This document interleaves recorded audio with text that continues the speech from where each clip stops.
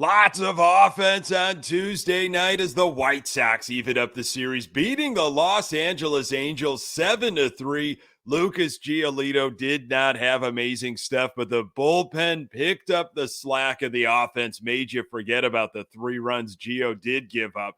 Romy Gonzalez has been on a tear as of late, and he continued things on Tuesday. Andrew Vaughn and Luis Robert Jr.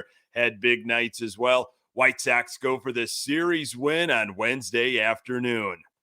You are Locked On White Sox, your daily Chicago White Sox podcast. Part of the Locked On Podcast Network, your team every day.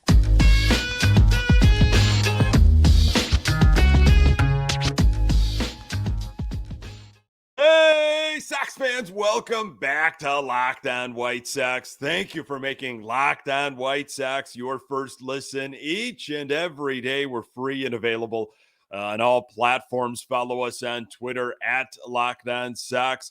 Also, subscribe to our YouTube channel. Just search Locked On White Sox. This episode is brought to you by FanDuel Sportsbook, official sportsbook of Locked On. Make every moment more. Visit FanDuel.com/LockedOn today to get started. Hey, I'm your host, Nick Morawski, a lifelong diehard Chicago White Sox fan, recording this podcast just blocks from the ballpark in beautiful Bridgeport. You can find me on Twitter at Nick_GGTB. Locked On White Sox is part of the Locked On Podcast Network, your team every day. White Sox take on the Los Angeles Angels on Wednesday. It's the series finale. Lance Lynn is on the hill. Catch every pitch of the White Sox hometown broadcast with Sirius XM on the SXM app. Search White Sox. How about it? How about those Southsiders? State of the Sox. They are now 23-34. A good win from the Sox on Tuesday, bouncing back after Memorial Day there. Sox beat the Angels on a warm Tuesday night on the south side. Sox took care of business against a left-handed starter. Romy Gonzalez went deep again. Giolito did not have a great outing, but the offense covered all of that up. We'll get to the details later in this episode. Saw this from Bruce Levine through the 670 The Score Twitter feed. White Sox chairman Jerry Reinsdorf isn't happy with the club's poor play 2 months into the season. General manager Rick Hahn admitted Monday afternoon. Very similar to what people are getting from fans and getting from people who are hugely emotionally invested in the performance of this club. Hahn said when asked about Reinsdorf's viewpoint, there's a level of frustration, certainly the start being unbearable, and of late wanting to see more consistency when we perform well in a certain area, and why we aren't clicking in others, and wanting to know how we're going to get better at it. Let's give it a month to answer. Hahn said when asked about being buyers or sellers. Let's wait until we get closer, until we have made a decision. I assure you of any decisions like that, we'll be sitting out here to explain it fully. What was motivating us, whether it's add, stick, or subtract, and we will explain exactly why. Memorial Day, fortunately, we don't have to make that decision today. And there is a lot of baseball to be played before we get to that point. I love how Rick Hahn is kind of the mouthpiece for Jerry Reinsdorf. If Jerry Reinsdorf is frustrated and upset and confused, I would love for him to just come out and do his own interview, make his own statement, detailing what's on his mind, what he has been seeing, what his frustrations are like. Anyway, John Heyman of the New York Post and MLB Network contributor weighed in about the trade deadline and what to maybe expect from the Chicago White Sox. I don't think it's that likely that Dylan Cease will be traded because he has 2 years after this year where he avoids free agency. Heyman said on MLB Network, they have some other trade candidates I think are more likely. Lucas Giolito, I think Mike Clevenger, if healthy, is more likely to get dealt than Cease. But I think teams will be asking about him if they're not in the race, and it's going to take a haul. 60 days about 60 days away from that trade deadline. I hope the White Sox would get a haul back. I feel like maybe an understatement. Do you trust the folks that are going to be making those decisions? I don't think we have any choice. We pretty much have to at this point. And then the whole part about being in the race or not, it's essentially the division race. I mean, at this point, I don't see the Sox vying for anything beyond that with the way they've been playing. And, they are who they are. I mean, again, I don't think there's any major reinforcements that are coming the White Sox way. So buyers, sellers, what are they going to do? It is a complicated situation because of the division that they are in. Talked about this on my weekly White Sox podcast, Good Guys Talk Back, with my co-host Pat Hester. And you look at the schedule going further for the White Sox into late summer and then into September. There aren't a lot of divisional games towards the end of the season. So, it's something that I think, again, if the Sox are 3-4 games back of the division leader, if that's something that could potentially be happening at the trade deadline, I think the Sox stand pat. Maybe they try to get an arm, a reliever, a Diekman type of guy, which wouldn't be surprising. I don't see them making a huge splash, but I don't know. You've got that white flag trade that's kind of hanging over your head many years ago, where the Sox were nipping at the heels of Cleveland, and they made just some crazy deals that no one saw coming, and the Sox eventually won the division in 2000. But maybe the Sox look and say, hey, I don't think we're going to do much with Dylan Cease when it comes time to re-sign him.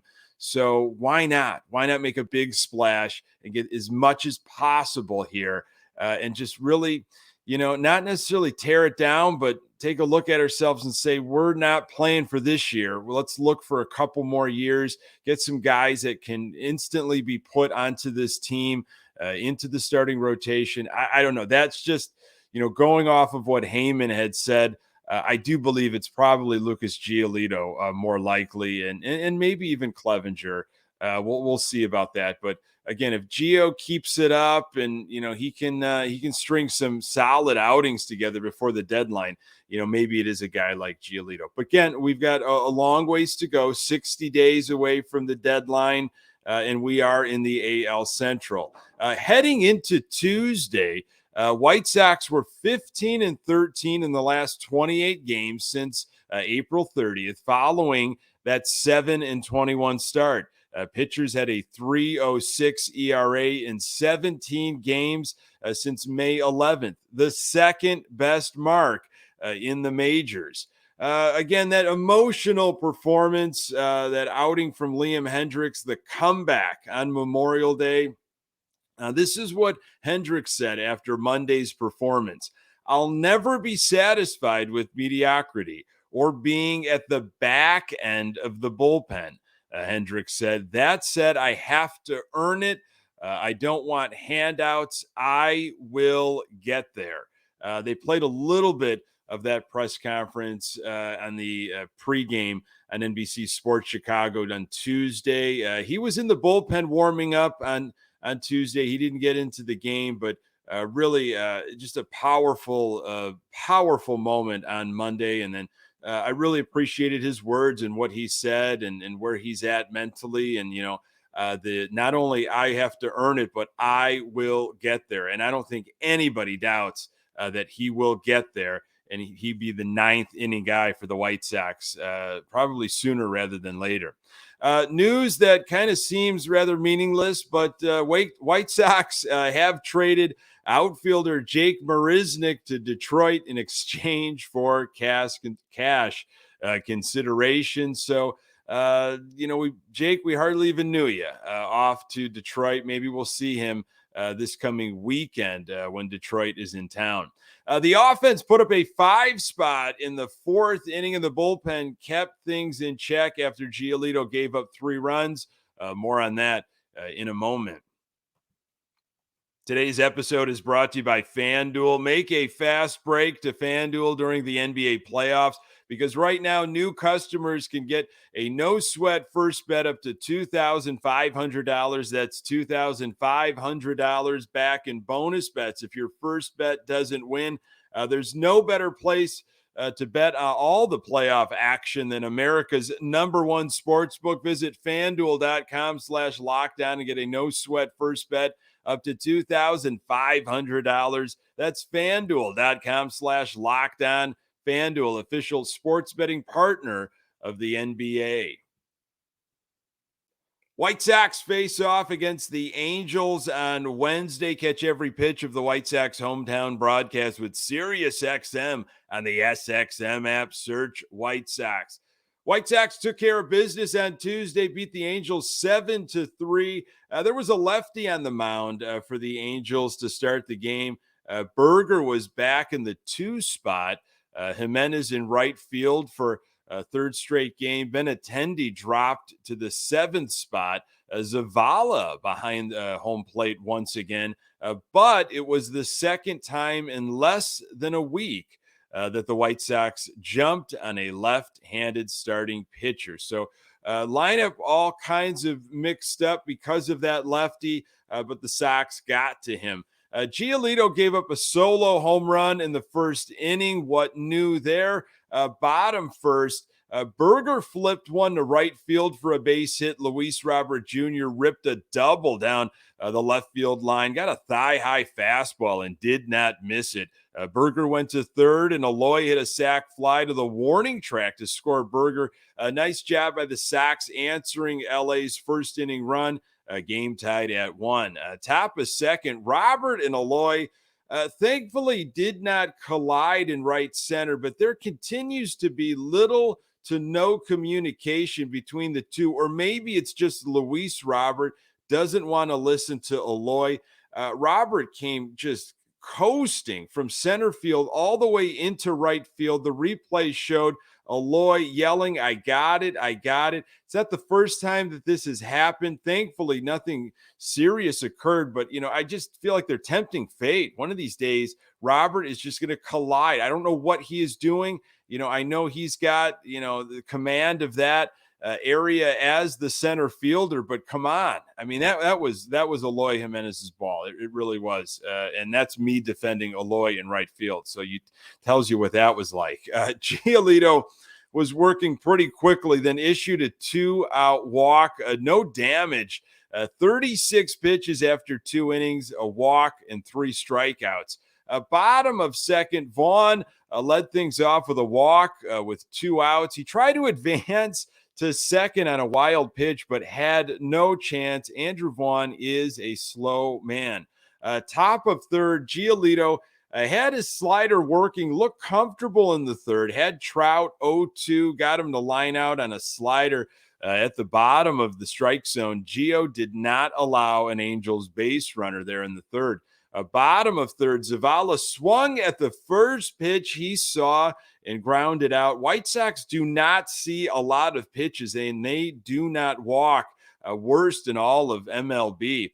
Top of 4 on an 0-2 count. Gio's offering to Ohtani caught far too much of the plate, and Ohtani crushed it to straightaway center field. 2-1 Angels.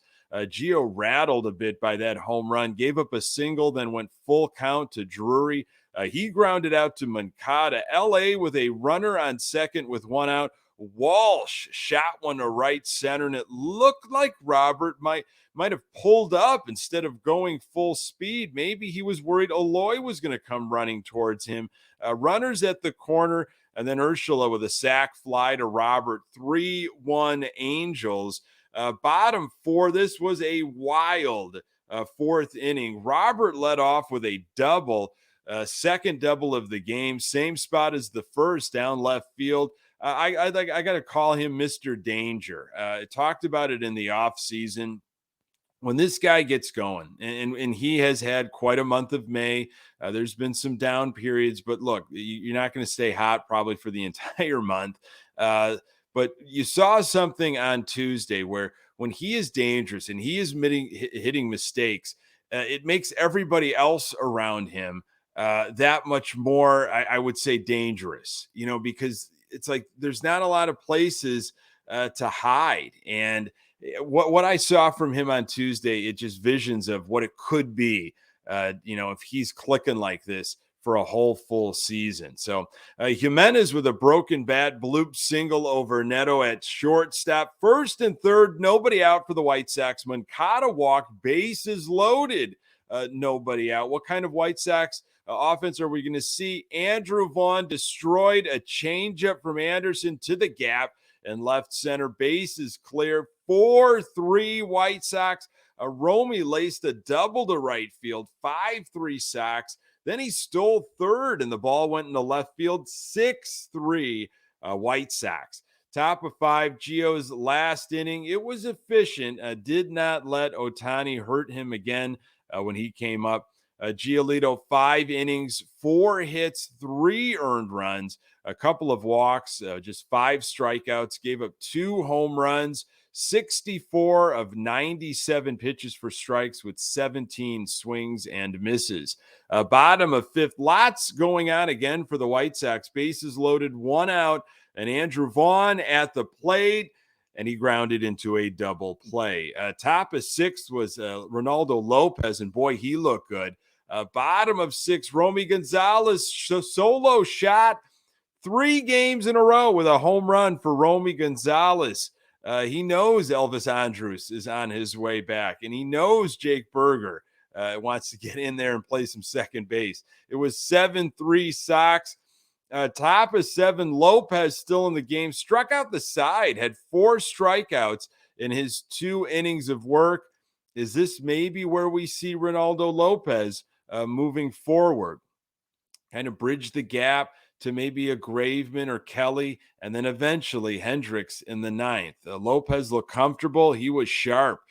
Bummer in the 8th, so back-to-back nights for Bummer. A leadoff double to Ward, struck out Ohtani for the second out, and then Graveman came in. Nothing doing for the Angels. Bottom of 8, something happened to Yoan Moncada during his at-bat. He fouled a pitch and looked like he might have twisted his knee or something. Very uncomfortable during the at-bat, struck out and kind of walked gingerly back to the dugout. I don't think we'll see him play during the Wednesday day game, the series finale. Vaughn, he had his second double of the night off the wall in right center. He was stranded, though, at second. Top of 9, Graveman still in the game. Allowed some action on the base paths, but got the job done. White Sox winner. Sox offense, 7 runs, 11 hits, 6 extra base hits. Sox were 3 for 8 with runners in scoring position. Romy Gonzalez, by way of Romy Gonzalez, unbelievable. The offseason hype legend. This guy is going to be a beast at second base. Do not trade this guy. And then here he is getting some actual playing time, putting up some solid numbers. He was 2 for 4, a double and a home run, 2 RBI kind of night. Robert, 3 for 4 with 2 doubles, and Vaughn, 2 doubles, 3 ribbies. Bullpen for the Sox, pretty sharp. 4 innings, 1 hit, 0 runs, a walk, and 8 strikeouts. So what's going to happen when Elvis Andrus comes back? I mean, you just can't move Romy Gonzalez right now. This was what we were talking about Jake Burger, a week or so ago. Can't move Jake Burger. He's got the hottest bat around. You got to find a way to play him. Feel like that's happening right now with Romy Gonzalez. White Sox will try for a series win to close out the month of May. More on that in a moment. Series finale on Wednesday on the South Side. It's a day game. Sox have an opportunity. They're going to have a nice record in May compared to what happened in April. They were 8-21 in April, and Sox around that 500 mark in May, which is a big improvement. You played a lot of games against the AL Central. That could happen. Lance Lynn will be on the mound for Wednesday's day game. Last time we saw Lance, he threw a ton of pitches in the first 2 innings against Detroit last Friday. Settled down, and Sox beat the Tigers 12-3. That was on Apple TV. Lynn in that outing went 6 innings, 3 hits, 1 earned run, 0 home runs, 5 walks, and 5 strikeouts. Pedro Grifol had all kinds of great things to say about Lance Lynn as he labored through those 2 innings and was able to get 6 innings out of that outing after what he threw those first 2.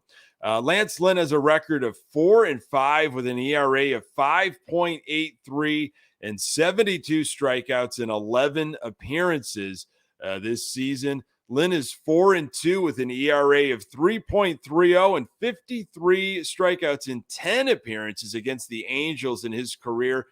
Lance Lynn did not face the Angels last season. You got to go back to 2021. That was his most recent experience against LA, and that was during the first series of the season. So it's been a while. That was when the Yerminator was hot. So interesting to see what kind of Lance Lynn we've got, if he can limit the pitches. And now this offensive explosion, okay? It was a night game on Tuesday. 11 hits, 7 runs, 6 extra base hits.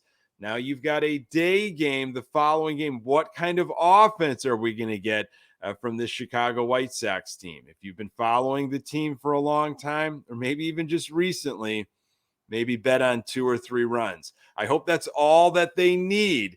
And Lynn has a solid outing. White Sox get a series win, have an off day on Thursday, and then try to take care of business against the Tigers. Start off the month of June on a positive note. Thank you, folks, so very much for making this podcast part of your daily routine. You can find the Locked On White Sox podcast absolutely everywhere you find your podcast. We're on Twitter at Locked On Sox. You can find me on Twitter at Nick_GGTB. Hey, don't forget to subscribe to our YouTube channel and get any questions and comments you have for this Friday's mailbag episode, lockedonsox@gmail.com. White Sox take on the Angels on Wednesday on the South Side. Catch every pitch of the White Sox hometown broadcast with the Sirius XM on the SXM app. Search a White Sox. Thanks for making Locked On White Sox your first listen each and every day. Hey, everydayers, on the next episode, I will recap Lance Lynn's start and hopefully be talking about a White Sox series win. Appreciate you making time for the Locked On White Sox podcast. I'm Nick Morawski. Until next time, go Sox.